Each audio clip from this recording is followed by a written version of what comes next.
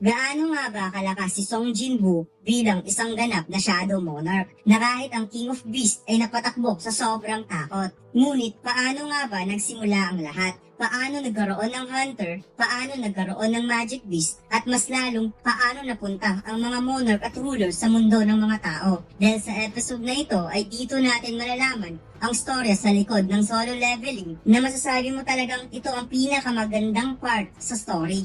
Matapos magawang patayin ng Absolute Being ang 7 fragment of Brilliant Light, kinuha ang posisyon sa pagiging gods at tinawag ang kanilang sarili bilang mga ruler.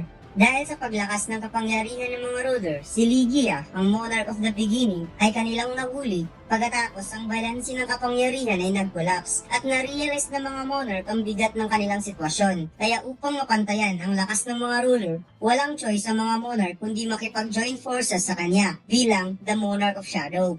Kaya mula noon, nakikipaglaban siya kasama ang mga monarch at hindi bilang isang the greatest fragment of brilliant light o isang messenger of God, sa halip isang monarch of shadow. However, palaging nasa tabi niya ang oras dahil bawat digmaan ang lahat ng mga bangkay ay maiiwan sa kanya bilang mga shadow soldier.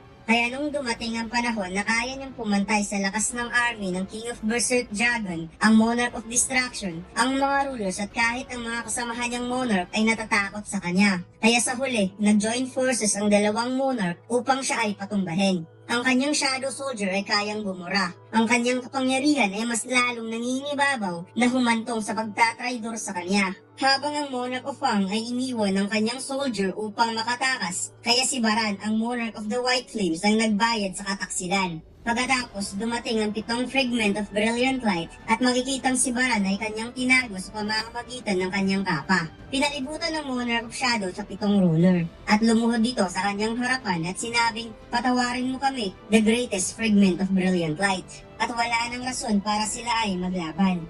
Naisip ng Monarch of Shadow na kahit nagawa siyang patayin ng kanyang mga kasamahang Messenger of God, nagpakita pa rin ito ng respeto sa kanya bilang the greatest fragment of brilliant light. Ngunit wika ng Monarch of Shadow, anong rason ang sinabi mo? Wala daw kapatawaran ang pagbaon ng kanilang espada sa kanyang master, which is ang Absolute Being. Sagot ng kanyang fellow fragment of brilliant light, ang Absolute Being ay kanila ring master. Hinawakan ng Shadow Monarch ang mukha ng fragment of brilliant light at sinabing ang kanilang ginawa ay ang nakakasuklam na krimen. Wika ng fragment of brilliant light, ang Shadow Monarch daw ang mas nakakaalam kung ano ang kanilang nararamdaman nung ginawa nila ang rebellion against Absolute Being. Ang gusto lang naman nila na matapos ang digmaan at sana mahanap daw sa puso ng Monarch of Shadow na patawarin sila at mapakawalan ang galit ng the greatest fragment of brilliant light. Pagkatapos nagbigay ng sign of respect ang 7 ruler at ang mga kasundaluhan. Wika ng Monarch of Shadow kay Jinwoo, naguguluhan daw siya sa moment na iyon at wala man lang nag-come up na solusyon sa kanyang utak. Kaya nakapag-decide siya na magtago muna upang magpahinga para makapagigante sa dalawang monarch na nagtraidor sa kanya. Since nagawa niyang makonfine ang Monarch of the White Flames, nagplano siyang atakihin ng Monarch of Fang kapag makaka-recover ang kanyang katawan. Subalit, samantalang siya ay nagtatago, ang mga monarch ay nawalan ng enormous amount of combat power dahil sa pagkatalo nila laban sa mga ruler. Kaya nung muli siyang nagpakita sa mga monarch na nakatakas sa gitna ng dimension, ang Monarch of Destruction ay nakapag-decide na tanggapin siya upang maiwasan ang laban para muling mag-boost ang kapangyarihan ng mga monarchs. Kaya dito nila nakita ang mundo kung saan dito nila sisimulang itayo ang lakas ng mga monarch at mag-build muli ng panibagong army na hindi nakikita ng mga rulers. Tugon ng ating bida, ang ibig mo bang sabihin ang Earth? Sagot ng Monarch of Shadow, tama ka. Ang arrival ng mga monarchs sa mundo ng mga tao at ang pagkalipol ng sangkatauhan ay hindi talaga maiiwasan. At ipinakita ng Monarch of Shadow kay Jinwoo ang city na nilamon ng apoy, kaya naaalala ni Jinwoo na nakita niya ito sa Demon Castle at tinanong niya kung ito ba ang mangyayari sa future. Wika ng Monarch of Shadow, hindi ito ang future. Ito ay nangyari na sa nakaraan. Nung dumating ang mga monarch sa mundo ng mga tao, ang mundo ng sangkatauhan ay naging impyerno since ginawa ang mga monarch upang mag-destroy at ang mga ruler ay pinapanatili pa rin ang balanse ng mundo kahit patay na ang Absolute Being. Kaya nang natrap ng mga ruler kung nasaan ang mga monarch, kaagad itong nag-send ng mga soldier subalit huli na ang lahat dahil ang mundo ng sangkatauhan ay nilamon na ng apoy at naging impyerno. Natakot ang mga rulers dahil baka mayroon na namang ibang mundo na mawawasak dahil sa mga monarch. Ginamit ng mga ruler ang isang device na nagko-contain sa kapangyarihan ng absolute being, ang Cup of the Reincarnation, ang Instrument of God. Ito ay isang pambihirang cup na kayang ibalik ang oras approximately 10 years. Ginawa ang lahat ng mga ruler upang iligtas ang mundo ng sangkatauhan, ngunit ang Earth ay napakahina upang labanan ang mga monarchs. Kaya kahit ilang beses pang pinulit ng mga ruler na ibalik ang oras, nauulit lang ang nangyayari since ang mundo ng mga tao ay walang mana, kaya hindi ito nakakasurvive sa isang malaking digmaan. Hindi nagmamatter kung mananalo man ang monarch o ang ruler, hindi pa rin makakasurvive ang mga tao. Alam ng mga ruler na hindi talaga nila kayang iligtas ang lahat ng mga tao, kaya nakapag-decide sila na ililigtas ang sangkatauhan at least kalahati sa bilang nito, upang magpatuloy pa rin ang populasyon ng mga tao. Kaya tugon ng ating bida, ito pala ang dahilan kung bakit nagkaroon ng mga hunter. Sagot ng Monarch of Shadow, tama ka. Ginawa ng mga ruler ang mga hunter upang magkaroon ng tao na makakasurvive sa banggaan ng dalawang forces. Dahil desperado ng protektahan ng mga ruler ang lahi ng sangkatauhan, isang human being na makakasurvive sa pagbabago ng mundo. Kaya naisip ni Jinwoo na kapag malalaman ng mga tao na ang lahat ay mamamatay except sa maliit na bilang ng mga hunter, ang society ay mawawalan ng functions at ang Demon Castle na kanyang nakita ay parte lamang ng memorya na naiwan ng Monarch of Shadow. Wika ng Monarch of Shadow, although kahit ang mga ruler at mga monarch hindi bumalik sa oras, nararamdaman nila ang effect ng Cup of Reincarnation. Habang ang mga ruler ay gumagawa ng paraan sa pagbabago, ang mga monarch ay walang sawang pinagpatuloy ang kanilang plano hanggang sa na-realize nilang ang Instrument of God, which is ang Cup of Reincarnation, ay isang useless. Kaya tinanong ni Jinwoo kung ang Cup of Reincarnation ay mayroon ba itong limit. Wika ng Monarch of Shadow, walang bagay sa mundo na mayroong walang hanggang kapangyarihan, kagaya kung paano pinatay ang absolute being ng kanyang creation. Lahat ng kapangyarihan ay may katapusan. Kaya ginawa itong inspirasyon ng mga monarch, similar kung paano pinapalakas ng mga ruler ang mga tao sa Earth by sending magic beast upang kumalat ang mana sa mundo. Ang mga monarch ay humiram ng katawan ng isang tao upang sila ay makababa o makaapak sa mundo bilang isang tao at dapat dumating na kaagad ang kanilang army bago dumating ang mga rulers. Plano ng mga monarch na gamitin ang mana na pinakalat ng mga rulers sa mundo ng mga tao upang gawing isang trap sa pagdating ng mga rulers. Ibig sabihin, upang magawang mapatay ng mga monarch ang mga rulers, gagamitin nila ang mga tao na mayroong mana, which is ang mga hunter, upang kalabanin ang mga rulers. Similar kung paano nag-rebel ang mga rulers sa absolute being. Subalit ang mga monarchs ay nagpo-possess ng napaka-enormous na mana power, which is hindi kayang i-handle ng isang tao as a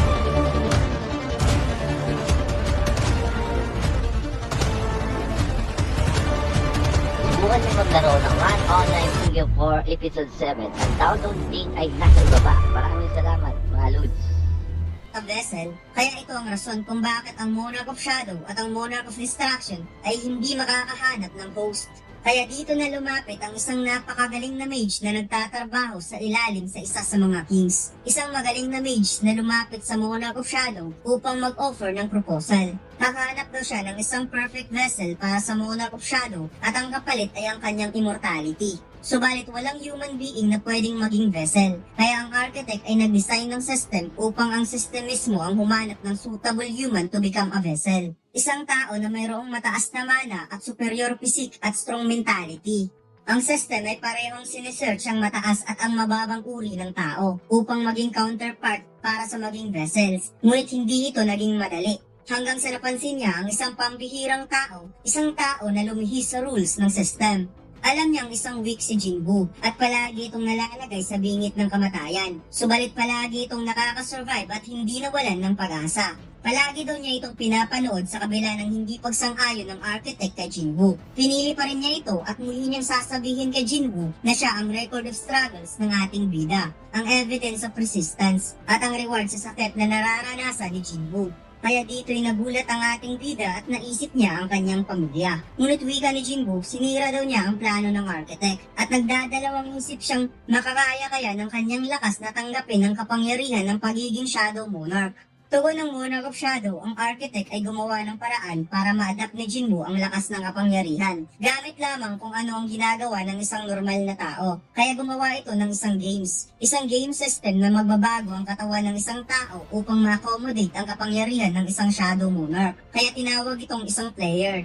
Ngunit tinanong ni Jinwoo kung bakit nagawang traidorin ng Shadow Monarch ang architect. Kung naaalala natin mga lods, ang Shadow Monarch mismo ang nag-block sa architect upang hindi nito makontrol ang system. Napabugtong hininga ang Shadow Monarch at sinabing ginawa niya ito upang humingi ng tawad sa mga rulers. Kapatawaran sa pagsama niya sa mga monarch upang kalabanin ang mga kauri niyang fragment of brilliant light. Nakapag-isip siya na sa huli ay kailangan niyang mamili, kaya nag-come up sa kanyang isipan ng isang desisyon. Ang desisyon na gusto niyang paglaanan ng oras si Jinwoo, dahil ito ay nagbibigay sa kanya ng kasiyahan, na ang ibig sabihin ayaw niyang mamatay si Jinwoo. Wika ng Monarch of Shadow, ako ay naging ikaw, at ikaw ay naging ako. Magiging kakaiba kung silang dalawa ang nagmamay-ari sa iisang katawan, kaya para sa kanya, sila dapat ay iisa. Kaya dito'y tinanong niya si Jinwoo kung gusto pa ba nitong mananatili sa loob ng domain o haharapin ang reality at kalabanin ang mga monarchs. Kaya pangiting sinabi ng ating bida, hindi siya nababagay dito. At tinanong ni Jinwoo kung ito na ba ang huling moment na makikita niya ang Shadow Monarch. Wika ng Shadow Monarch na babalik na siya sa kanyang pagkakatulog at si Jinwoo na ang bagong Shadow Monarch. Kaya mukhang hindi na sila magkikita pang muli. At sa kanyang pagkawala, ang kapangyarihan ni Jinwoo ay magiging ganap dahil si Jinwoo at ang kanyang sarili ay magiging isa bilang isang Shadow Monarch, ang King of the Dead. Grabe, sobrang haba ng chapter 163 mga lods. Subalit worth it naman ang storya ng solo leveling. Pakilike naman mga lods para mag-proceed na tayo sa chapter 164. Pagkatapos, ipinakita ang system na madidelete na at ang kapangyarihan ng players ay maiiwan habang ang Monarch of Shadow, Ashboard, ay babalik na sa kawalan. Kaya tinanong ang ating bida kung siguradong i-delete niya ang system. Walang pagdadalawang isip na sinabi ng ating bida na oo. Biglang nagkaroon ng liwanag at unti-unting dumadaloy ang kulay violet na mana hanggang sa nagkaroon ng malakas na impact sa kalangitan at sa buong paligid. Habang sumisigaw ang King of Snow sa ama ni Jinwoo na tinatawag niya itong fragment of brilliant light at sinabing ang catastrophic destruction ay mapapasa kanila kapag mapunta sa katawan ng tao ang kapangyarihan ng isang Monarch of Shadow na pinoprotektahan niya. Hindi niya alam kung ano ang plano ng mga ruler. Sinabi naman ng King of Beasts na wala na silang oras. Kaya hinanda ng King of Snow ang kanyang sandata habang naghanda naman si Song Il-wan gamit ang dalawang dagger. Sabay na sumalakay ang dalawang monarch towards Song Il-wan. Unang nagpakawala ng atake ang King of Snow gamit ang Trident Spear, ngunit mabilis lang itong naiwasan at nag-follow up naman ng atake ang King of Beasts. Ngunit mabilis nakalipat ng posisyon si Song Il-wan sa likod ng King of Snow. Subalit iniwanan niya ito ng saksak sa tiyan at saksak sa balikat. Ganon kabilis ang ama ni Jinwoo mga lods, assassin type din kung gumalaw. Habang inaatake ng King of Snow si Song Il-wan, pasimple lamang nitong iniwasan ng ama ni Jinwoo na parang ang lahat ng movement ng kanyang spear ay nababasa nito. Umatake ang King of Beasts gamit ang Slash's Claw, ngunit tumama lang ito sa Trident Spear. At napansin ng King of Beasts ang positioning ni Song Il-wan sa pakikipaglaban ay palagi itong dinidikitan ng weapon ng isang monarch upang at the same time hindi ito matatamaan ng kanyang atake. Sinubukang i-corner ng King of Snow ang ama ni Jinwoo sa pamamagitan ng pag-unleash ng malawak na ice magic galing sa kanyang hininga, ngunit naunahan nitong masipa ni Song Il-wan sa baba kaya tumalsik tuloy ang monarch sa itaas ng gusali. Sinubukang kagatin ng King of Beasts ang ulo ni Song Il-wan habang nasa posisyon nito sa pagsipa, ngunit naunahan nitong pabaunan ng dagger ng kanyang bibig na ininda nito ang sakit at nag-follow up ng siko sa sikmura kaya napaatras tuloy ang King of Beasts na duguan ng mukha. Kinuha ng King of Beasts ang dagger sa kanyang bibig at mas lalo itong nag-transform into White Wolf sa sobrang galit. Ngunit napansin niya ang pagising ng kapangyarihan ni Jinwoo na sobrang ikinatakot niya kaya dali-dali itong umatras at dumistansya kay Jinwoo. Habang nakabalik na ang King of Snow at hindi na daw siya papayag na muli pang matamaan ng pag-atake kaya susubukan nilang muli. Sagot ng King of Beasts, susuko na siya. Hindi daw ba nito nararamdaman ang pagbalik ng mana ng Monarch of Shadow kaya ayaw niyang mag-participate sa part na ito.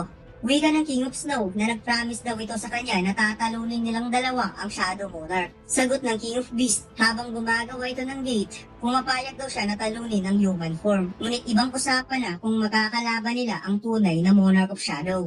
Tugon ng King of Snow, natatakbo lang ba ito na nakabahag ang buntot? Hindi daw ito gawain ng isang king. Sagot ng Monarch of Fang, hindi daw naiintindihan ng Monarch of Frost ang sitwasyon dahil hindi pa nito nakaharap ang tunay na kapangyarihan ng Monarch of Shadow. Pagkatapos, nagmadali itong pumasok sa gate. Nainis ang Monarch of Frost at sinabi niyang isa daw duwag ang King of Beast. Ay ipapakita niya ang tunay na kapangyarihan ng isang Monarch of Frost. Ibinaon niya ang kanyang spear sa lupa at nagsagawa ito ng malawakang magic spell na parang nagkaroon ng snowstorm sa paligid kaya umatras at umalis ang mga hunter na nasa loob ng battlefield. Pagkatapos ang magic spell na ito ay gumawa ng napakaraming spear na umulan towards Song Ilwan kaya kaagad niya itong binlock ang bawat spear na tumatama sa kanya at kay Jinwoo. Muli pang nag-follow up ng magic spell ang Monarch of Frost at gumawa ito ng napakalaking ice sa itaas at gamit ang kanyang authority, hinila niya ito pababa. Naisip ni Song Ilwan na plano kayang wasakin ang buong area at hindi niya napansin na tumama na pala sa kanyang braso ang isa sa mga weapon na umulan ngunit biglang nagbukas ang mga mata ng ating bida at nakita niya ang malaking ice na pabagsak sa buong city kaya lumabas sa katawan ni Jinwoo si Vero at daling-daling binasak ang ice na malamig